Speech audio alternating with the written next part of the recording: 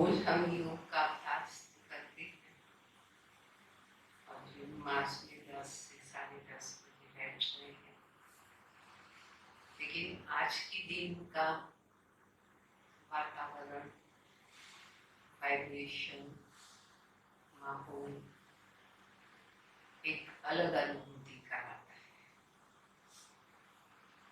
और इस दिन को वरदान कहें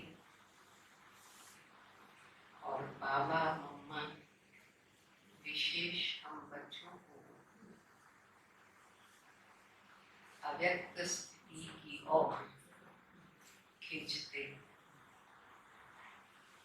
इसलिए इस दिन साइलेंस में रहना,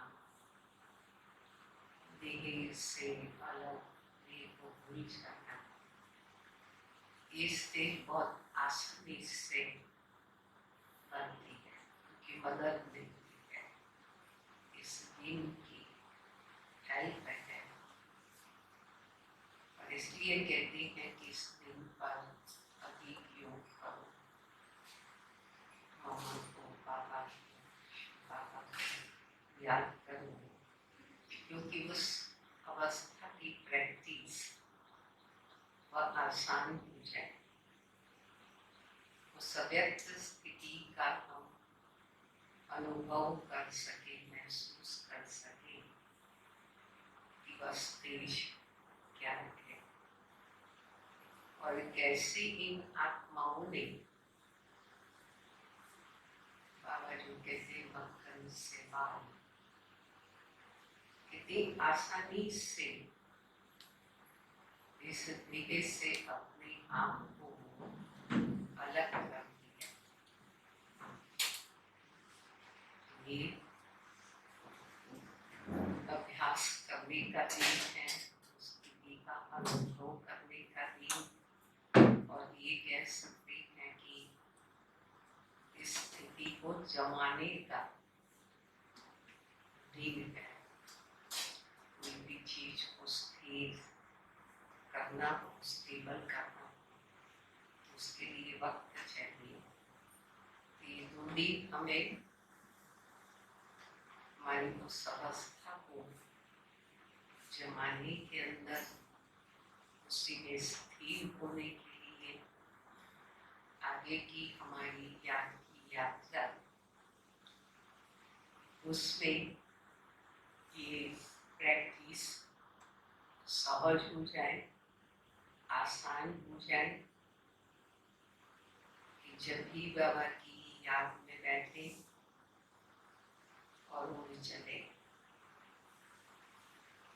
इसलिए से इतना आसानी से अपने आप को वो फ्री कर सके, मुक्त कर सके, क्योंकि हर आत्मा चाहती तो यही है, मुक्ति। भक्तों की मुक्ति की स्थिति अलग है, ज्ञानियों की मुक्त स्थिति जीते जी अनुभव करने की स्थिति है, स्वतंत्रता, फ्री है आत्मा। कोई भी संबंध, कोई भी कर्मेंद्रिया, कोई भी वैभव, कोई व्यक्ति उसको बंधन में बांध नहीं सकता। फ्री बर्ड कहते हैं। तो जिस समय पर हम चाहें उस समय पर वो स्टेज हम अपनी बना लें, उस स्थिति में चले जाए।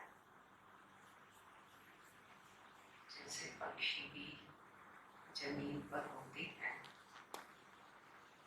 कोई उनका शिकार करना चाहता है, कोई उसको पकड़ना चाहता है,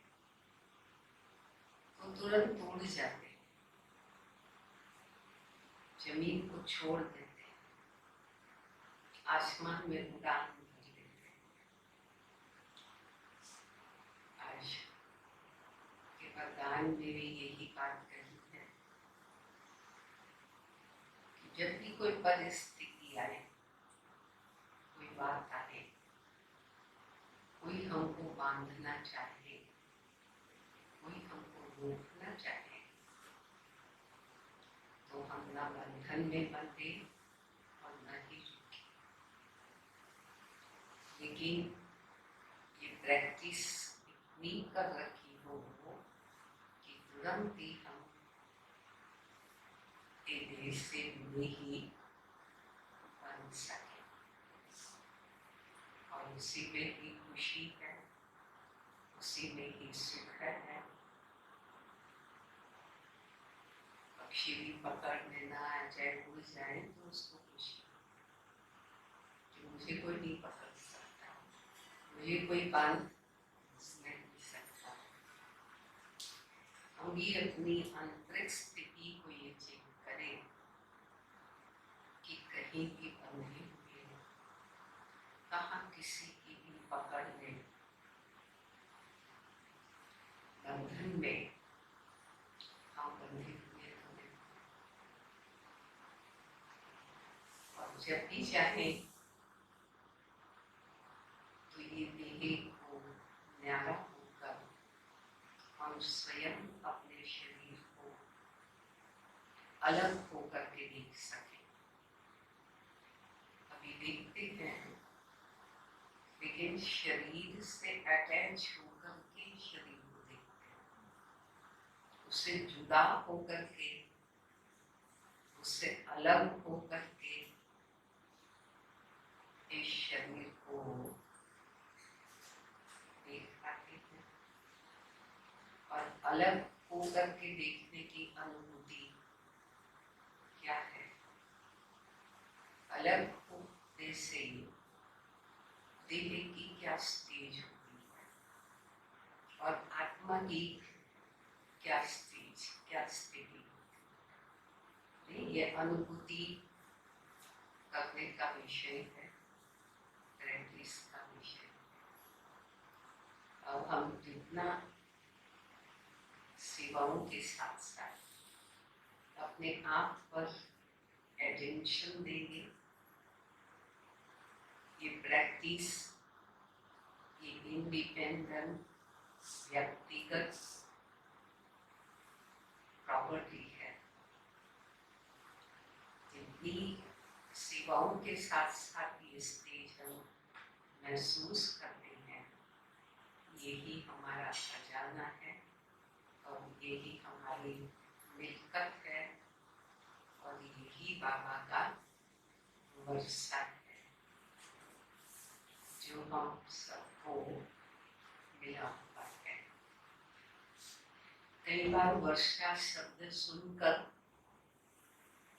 या तो स्थूल चीजें याद आती हैं, अभी बाबा के बच्चों को स्थूल चीजें नहीं तो भी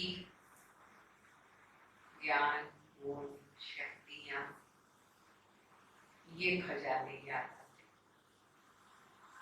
लेकिन उससे भी परे सूक्ष्म बाबा से मिला हुआ खजाना कौन सा है? क्या कभी हमने सोचा कि इसी प्रॉपर्टी में रखी हुई है, इसी में लटकी हुई है, उससे भी आगे है कि जो आत्मा की बाबा के समान स्थिति का अनुभव, इससे परे जाकर आत्मा की क्या अवस्था और उसमें क्या अनुभूतियां होती है। इसलिए बाबा ने अव्यक्त में भी कहा है कि गुणों का आकर्षण भी नहीं, कलाओं का आकर्षण भी नहीं, ज्ञान से भी, बहुत सुंदर अच्छा ज्ञान सुना है तो उस ज्ञान के प्रति आकर्षण, उन आकर्षणों से भी परे चले जाए। अनुभूति की जो स्टेज है, ये इससे भी बढ़ करके खजाना है। और जब स्वयं के अनुभव में आ जाएंगे तो वो प्रॉपर्टी वो पिता की प्रॉपर्टी, बाबा की प्रॉपर्टी नहीं है, लेकिन वह हमारी हो जाती है।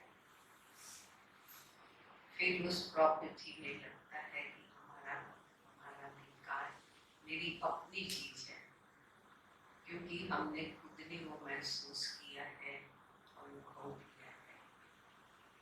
बाबा ने मुरली में कहा है कि बच्ची जैसे जैसे आप योग युक्त तो होते जाएंगे, बाबा की याद में स्थिर होते जाएंगे, याद आपकी बढ़ती जाएगी, निरंतर होती जाएगी, उतनी भिन्न भिन्न लीलाएं आप देखोगे।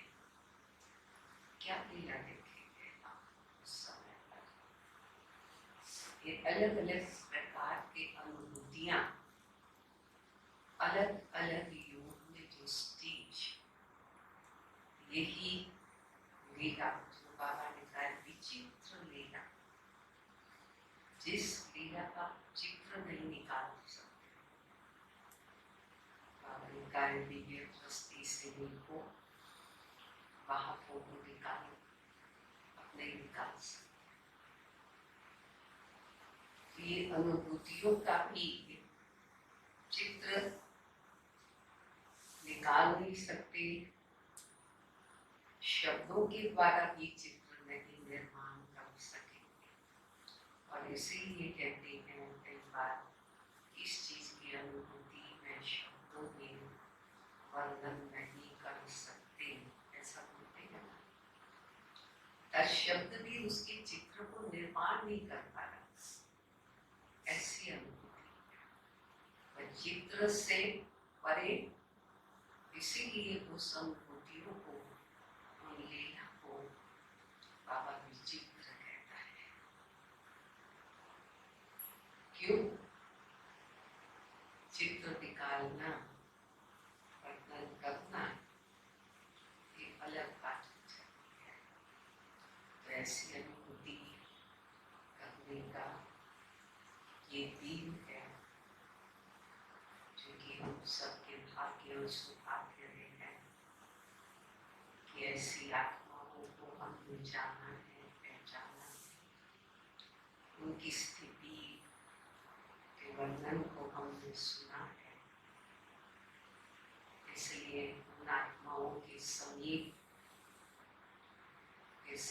जाने के लिए, उनके साथ जीवन बिताने के लिए हमें स्वयं को भी वो स्टेज, वो स्थिति हमें भी बनानी, तभी समान और समीप है ऐसी महान आत्माओं के